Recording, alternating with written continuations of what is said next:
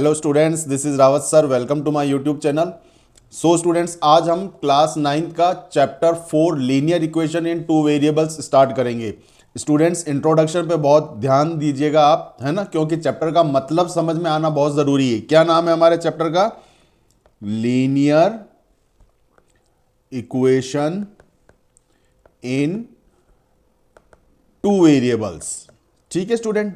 अब सबसे पहले स्टूडेंट्स हम आ जाते हैं इक्वेशन। अब इक्वेशन क्या होता है students? Equation an algebraic expression having some constant terms और वेरिएबल्स। ठीक है, इक्वेशन। अब देखो, इक्वेशन एक एल्जेब्रिक एक्सप्रेशन होता है और ऐसे एल्जेब्रिक एक्सप्रेशन दो एल्जेब्रिक एक्सप्रेशन होते हैं जो कि इक्वल्स टू में, क्योंकि इक्वेशन है तो स्टूडेंट्स इक्वल टू का साइन तो आएगा ही आएगा। ठीक है, अब जैसे कि मैं लिख रहा हूं A x plus B y plus C is equals to 0, तो ये एक स्टूडेंट एल्जेब्रिक एक्सप्रेशन हो गया।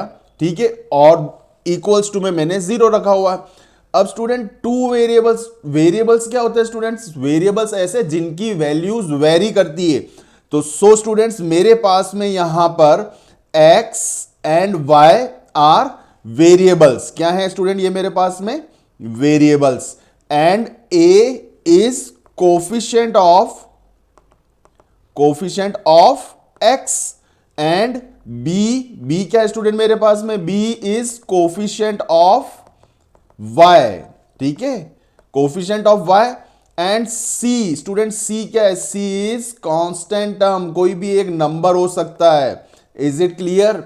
तो चैप्टर का मतलब समझ में आया। अब देखो, linear equation in two variables, तो इक्वेशन का मतलब मैंने आपको समझा दिया। ठीक है, ऐसा एल्जेब्रिक एक्सप्रेशन जिसके अंदर कुछ कांस्टेंट टर्म्स होती है और कुछ वेरिएबल्स होते हैं। और वेरिएबल्स कितने होंगे स्टूडेंट मेरे पास में? टू वेरिएबल्स, क्योंकि चैप्टर का नाम है linear equation in two variable. अब स्टूडेंट्स, लीनियर का मतलब क्या होता है? ऐसी इक्वेशन जिसकी डिग्री क्या हो स्टूडेंट? डिग्री 1 हो। अच्छा, अब डिग्री क्या होता है student? Degree is the highest power. ठीक है, तो हाईएस्ट पावर जो होती है उसे हम डिग्री बोलते हैं। तो ऐसा इक्वेशन जिसकी डिग्री 1 है वो क्या कहलाएगी? Linear equation. ऐसी इक्वेशन जिसकी डिग्री 2 है तो वो क्या कहलाएगी? Quadratic equation.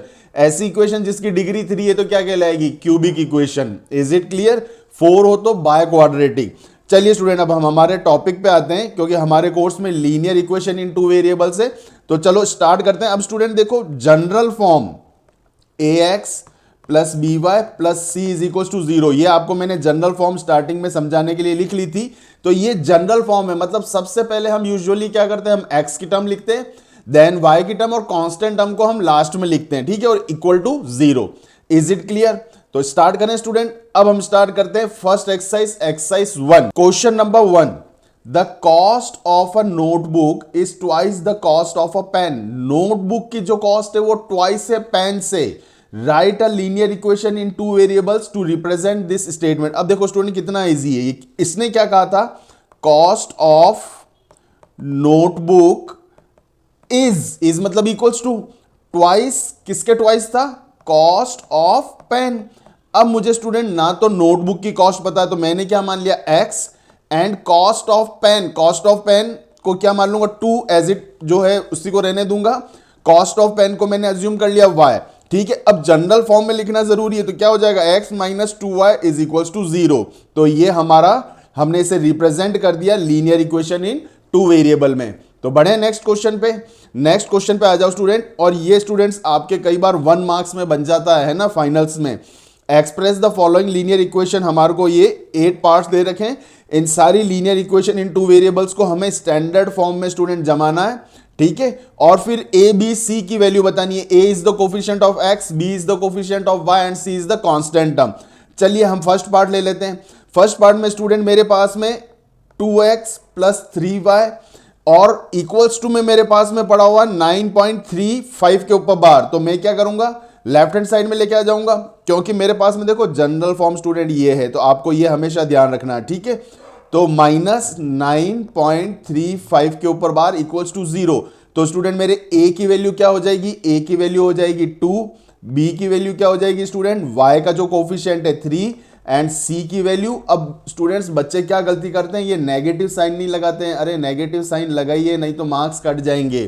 क्लियर, तो फर्स्ट पार्ट कंप्लीट हो गया स्टूडेंट। सेकेंड पार्ट देखिए, सेकेंड पार्ट स्टूडेंट हमारे पास में ऑलरेडी जो है जनरल फॉर्म में गिवन है हमें, x minus y by 5 minus 10 is equal to 0। तो स्टूडेंट्स मेरा a क्या हो जाएगा, coefficient of x, and coefficient of x is 1।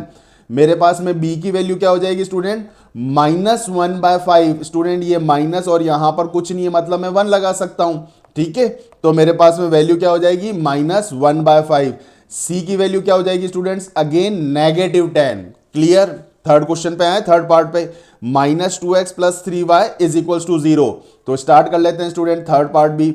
सबसे पहले हम क्या करेंगे, -2x + 3y और 6 को लेफ्ट हैंड साइड में शिफ्ट कर देंगे तो नेगेटिव का हो जाएगा।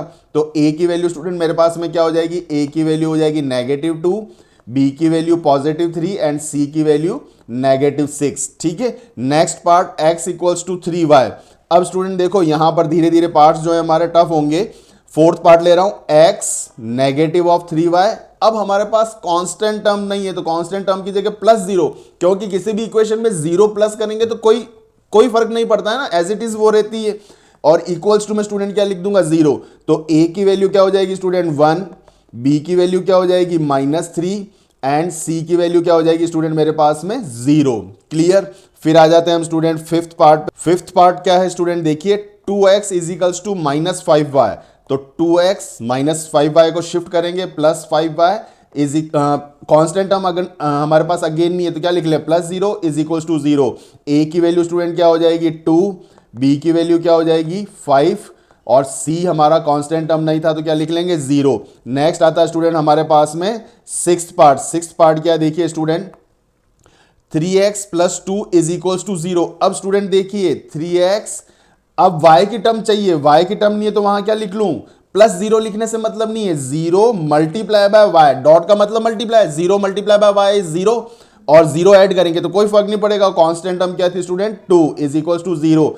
a की वैल्यू कितनी है स्टूडेंट 3, b की वैल्यू कितनी है स्टूडेंट 0 और c की वैल्यू कितनी हो जाएगी +2। ठीक है, आ जाइए नेक्स्ट हमारा सेवेंथ पार्ट क्या है, y - 2 is equal to 0।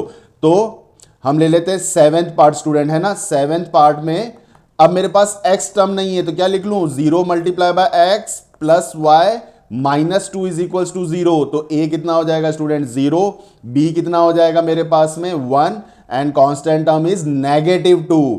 Clear, आ जाइए लास्ट एट्थ पार्ट में स्टूडेंट। एट्थ पार्ट हमारे पास में क्या है, 5 = 2x। अब स्टूडेंट्स इसको करने के दो तरीके, या तो 2x को मैं लेफ्ट में लेके आ जाऊं तो x नेगेटिव हो जाएगा, या 5 को मैं राइट हैंड साइड में शिफ्ट कर दूं। देखिए किस तरीके से, ये 2x मेरे पास में पड़ा है, 5 को अगर मैंने राइट हैंड साइड में लिखा तो क्या हो जाएगा -5, और x मेरे पास में y वाली टर्म नहीं है तो उसकी जगह क्या लिख दूं +0.y, और लेफ्ट में 0 बचा है स्टूडेंट तो मैं उसको राइट में भी इक्वेट कर सकता हूं। क्लियर, तो स्टूडेंट a की वैल्यू क्या हो जाएगी +2, b की वैल्यू क्या हो जाएगी 0 एंड c इज -5। अब स्टूडेंट मैं इसी को आपको उस तरीके से, अब x को लेफ्ट हैंड साइड में लेके आते हैं स्टूडेंट। तो x को लेफ्ट में लाऊंगा तो क्या हो जाएगा -2x, y हमारे पास में नहीं था 0.y एंड +5 क्योंकि 5 इधर पहले से पड़ा हुआ था इक्वल्स टू 0। तो इसमें स्टूडेंट्स मेरे पास में a की वैल्यू -2 हो जाएगी, b हमारा अगेन 0 ही रहेगा और c पहले -5 था अब +5 रहेगा। क्लियर, तो मैंने दोनों तरीके से करके बता दिया। First exercise complete. चलिए सेकंड एक्सरसाइज क्या है हमारे पास में, question number 1, which one of the following option is true and y. अब y = 3x + 5 हैज, अब स्टूडेंट ये क्या है हमारे पास, y = 3x + 5, ये हमारे पास में लीनियर इक्वेशन इन 2 वेरिएबल। तो यूनिक सॉल्यूशन होंगे, 2 सॉल्यूशन होंगे, या इनफाइनाइट मेनी सॉल्यूशन होंगे स्टूडेंट्स। हर एक लीनियर इक्वेशन इन 2 वेरिएबल के इनफाइनाइट सॉल्यूशंस होते हैं। ठीक है, अब क्यों होते हैं वो हम आगे मैं आपको जब ग्राफ बनाना सिखाऊंगा तो मैं आपको बताऊंगा कि हम बहुत सारी वैल्यूज निकाल सकते हैं, इनफाइनाइट वैल्यूज निकाल सकते हैं। इसलिए हमेशा लीनियर इक्वेशन इन 2 वेरिएबल के सॉल्यूशंस इनफाइनाइट होंगे स्टूडेंट। आया समझ में। चलिए नेक्स्ट क्वेश्चन पे आ जाते हैं। Right 4 solutions for each of the following equations. अब स्टूडेंट बहुत ध्यान से समझिएगा ये, क्योंकि ग्राफ अगर बनाने के लिए आता है तो हमारे को सॉल्यूशंस निकालने आने चाहिए। फर्स्ट पार्ट स्टूडेंट मेरा क्या है, 2x plus y is equal to 7। Best तरीका बता रहा हूं, सबसे पहले ऐसे वेरिएबल को अकेला करो जिसका कोफिशिएंट 1 हो। नहीं होगा तब क्या करना मैं बताऊंगा। अभी हमारे पास में y का कोफिशिएंट क्या है, 1। ठीक है, तो y को मैं अकेला करूंगा, इट मींस 2x को मुझे स्टूडेंट्स वहां लेके जाना पड़ेगा। अब स्टूडेंट्स देखिए, अगर मैं y इज इक्वल टू 7, क्योंकि मुझे कितने सॉल्यूशंस निकालने हैं, 4 सॉल्यूशंस निकालने हैं ना, तो मैं यहां पे एक बॉक्स बना लेता हूं स्टूडेंट, ताकि आपको थोड़ा इजी रहेगा। ठीक है, इस तरीके से हम चारों वैल्यूज जो हम रखेंगे हम इसके अंदर पुट कर देंगे। ठीक है, एक बार बना लेता हूं ताकि आपको क्लियरली समझ में आए स्टूडेंट। ठीक है, तो अब स्टूडेंट अगर मैं x की जगह क्या पुट करता हूं, 0, तो यहां 0 रखना पड़ेगा। फर्स्ट वैल्यू रख रहे हैं हमें ना, यहां a लिख लेते हैं। तो y is equal to 2 multiply by 0 is 0, 7 minus 0 is 7। तो जब स्टूडेंट मैंने x की जगह क्या रखा था, 0, तो y की वैल्यू कितनी आई थी स्टूडेंट मेरी, 7। सिमिलरली अगर student y is equal to 7 minus 2x था, तो अब स्टूडेंट x की जगह मैं 1 पुट कर लेता हूं, तो क्या हो जाएगा, 7 minus 2 into 1 is 2, 7 minus 2 is 5। तो स्टूडेंट जब मैंने x पुट किया था 1, तो y की वैल्यू कितनी आई, 5। एक और वैल्यू ले लेते हैं, 4 बोला मैं 3 ले लेता हूं। ठीक है, बाकी का आप कर सकते हैं, बहुत इजी है। y is equal to 7 minus 2x, x की जगह स्टूडेंट हम नेगेटिव वैल्यू लेते हैं, -1 ले रहे हैं ना, तो क्या हो जाएगा, -1 इंटू -2 +2, तो 7 प्लस 2 स्टूडेंट्स कितना आ जाएगा, 9। तो -1 रखने पर मेरे y की वैल्यू कितनी है स्टूडेंट, +9। क्लियर। इसी तरीके से आप इनफाइनाइट वैल्यूज रख के इनफाइनाइट सॉल्यूशंस निकाल सकते हैं, इसलिए क्वेश्चन नंबर 1 का आंसर क्या था, इनफाइनाइट सॉल्यूशन। नेक्स्ट आ जाइए स्टूडेंट, सेकंड पार्ट, ये बच्चों से कई बार नहीं होता है easy, pi x plus y is equal to 9। देखिए सबसे पहले मैं सेकंड पार्ट नोट डाउन कर लेता हूं, pi x plus y is equal to 9। ठीक है, अब मैंने स्टूडेंट आपको क्या कहा था, हमेशा जिसका कोफिशिएंट 1 हो, तो यहां y का कोफिशिएंट 1 है तो इसे अकेला कर लें। फिर हमारे पास में 9 माइनस x को उधर शिफ्ट करेंगे, नेगेटिव हो जाएगा। ठीक है, अगेन मैं एक बॉक्स बना लेता हूं स्टूडेंट, और 3 वैल्यूज निकाल लूंगा, बाकी की आप खुद कर लिएगा। ठीक है, चलिए, तो अब हमारे को वैल्यूज अगेन स्टूडेंट x में ही पुट करनी है। ठीक है, तो हम वैल्यू सबसे पहले लेते हैं x और y। तो स्टूडेंट अब मैं वैल्यू क्या पुट कर रहा हूं, 9 माइनस पाई, x की जगह बोलो क्या लें, 0 लें, चलो 0 ले लेते हैं। तो आप बताओ 0 इंटू पाई कितना हो जाएगा, 0, 9 माइनस 0 इज 9। तो जब x की जगह 0 रखा था तो y कितना आ गया, 9।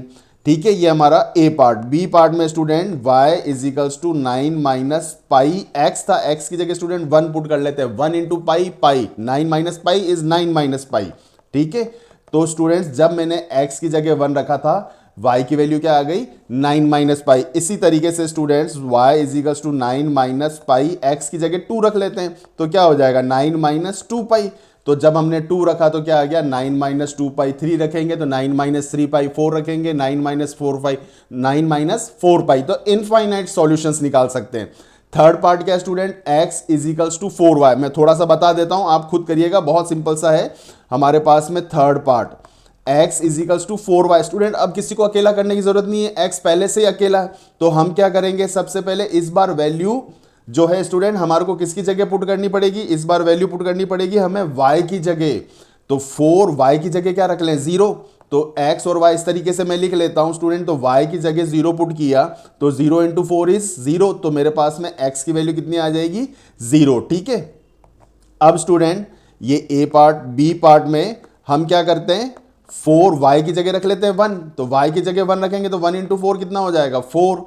इसी तरीके से 2 रखेंगे तो 2 इंटू 4 8। 3 रखेंगे या नेगेटिव 3 रखा तो 3 इंटू 4 इज 12, मगर माइनस का आएगा तो -12।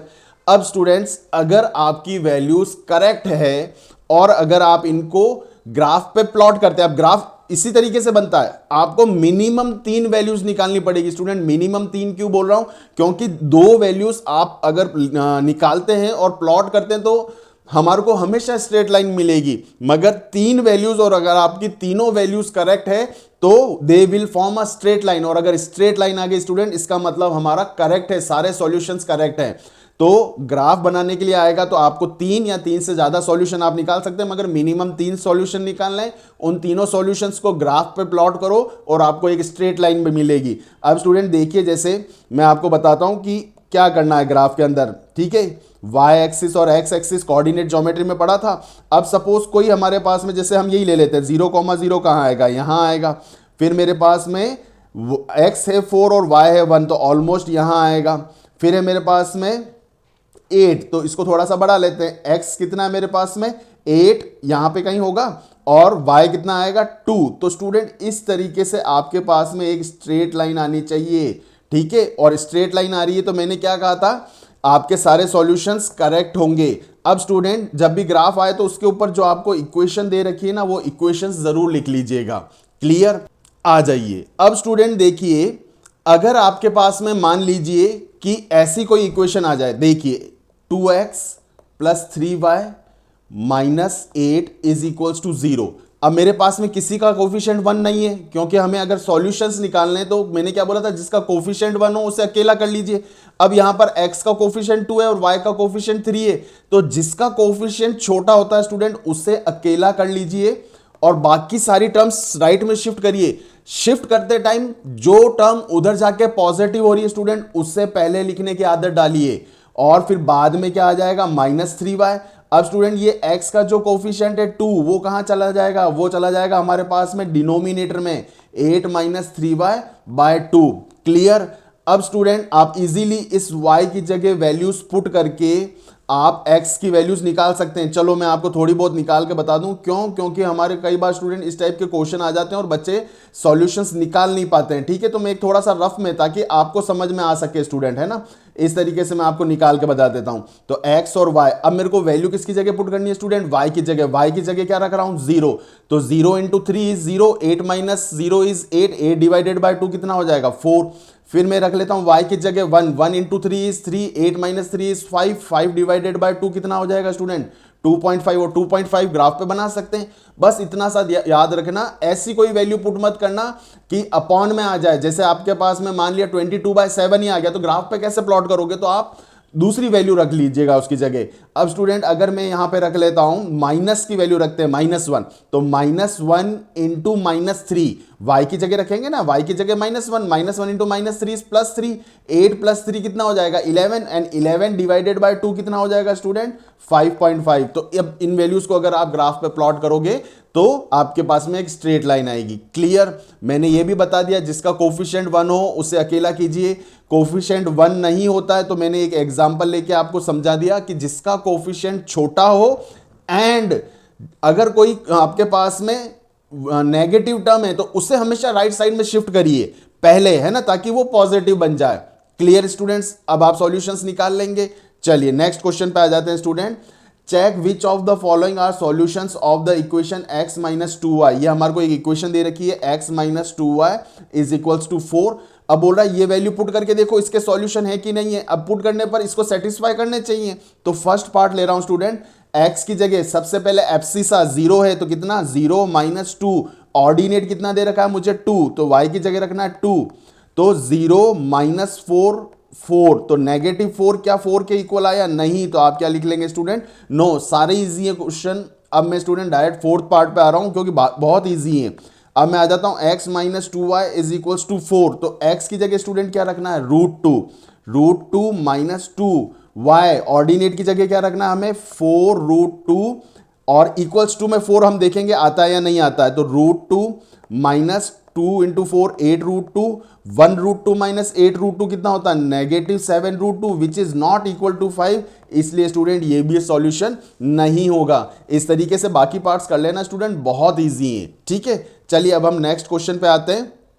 नेक्स्ट क्वेश्चन क्या है हमारा, question number 4, find the value of k। अब स्टूडेंट ये क्वेश्चन बहुत इंपॉर्टेंट है, ये नहीं तो इससे मिलते जुलते क्वेश्चंस एग्जाम में बनते ही बनते हैं। x की वैल्यू क्या दे रखी है 2, y की वैल्यू क्या दे रखी है 1, और 2x + 3y is equals to k। आपको k की वैल्यू फाइंड आउट करनी है, तो हमारे पास में क्या है 2x + 3y is equals to k।